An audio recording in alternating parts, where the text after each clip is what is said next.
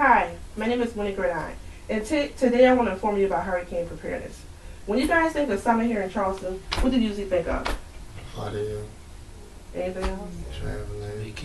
Vacation, right. We usually think of going on vacation, going to the beach, going to cookouts, even just chilling on your porch with a big glass of lemonade. That's summer to us, right? Yeah. But we also have to remember that it's hurricane season, right? So for hurricane season, it starts in June and it ends what? Anyway, November. So it's from June to November. Then we have to remember about hurricane preparedness. So I'm going to give you some tips on preparing for the hurricane before it hits, okay? First, you're going to have an emergency kit. And that emergency kit is going to give you all the information you need to do in order to prepare for it. You're going to need non-perishable foods. You're going to need radios. You need batteries, prescriptions, hard ice, and you're also going to need to stay tuned to the news to find out if it's going to be a direct hit. Okay? So you probably need to also call your doctor or your pharmacist to find out if you can get your prescriptions beforehand before anything comes, because you may not be able to get there, right? You also need to keep cash on hand also, because sometimes when hurricanes hit, ATMs are down, so you can't get to them, right? Okay. Now once you have all that done and you're staying tuned to the news, you can find out about the evacuation routes, right? Because some people don't want to wait it out. Like I waited out Hugo and I don't think I'll do it again. Anybody experience Hugo? Yeah. It was rough, wasn't it? Can't forget about the safety kit too, man. That's right, it was very good. Right, so once you've done that, add it with the first aid kit and everything, because I did forget to tell you about the first aid kit. You're going to have to find out if you want to stay or if you want to go, right? So if you decide to stay, you have to make sure that you're in a low-lying area.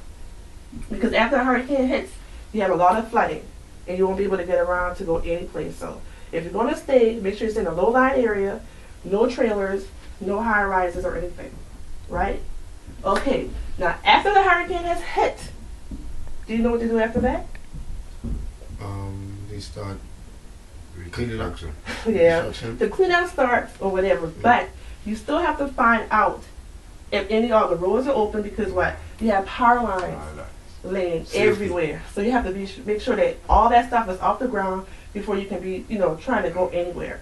So you're going to have to put on your radio, because that's why you have the batteries to put in the radio, to find out what's going on so you can stay tuned to know where you can go. If you need shelter, they have shelters open, because if you stay there, you can buy that also. So let me revamp. Before the hurricane, you're going to need non-perishable foods, radios, batteries. You're going to need prescriptions, cash on hand, evacuation route, first aid kit, right? So like perishable foods, canned goods and stuff like that. Canned goods and everything like that. So while you're doing the hurricane, low-lying areas, right?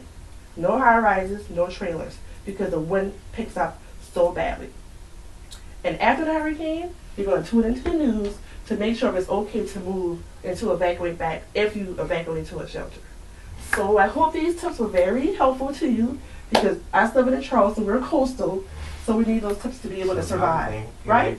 Bottled water. And bottled water. That's a nice addition to the list. A lot of bottled water. A lot of bottled water, right? So I hope this was helpful to you, because like I said, we're living on the coast, and hurricane season is from June to November. So I hope you keep that in mind, and I hope that will be a concern of yours during this 2009.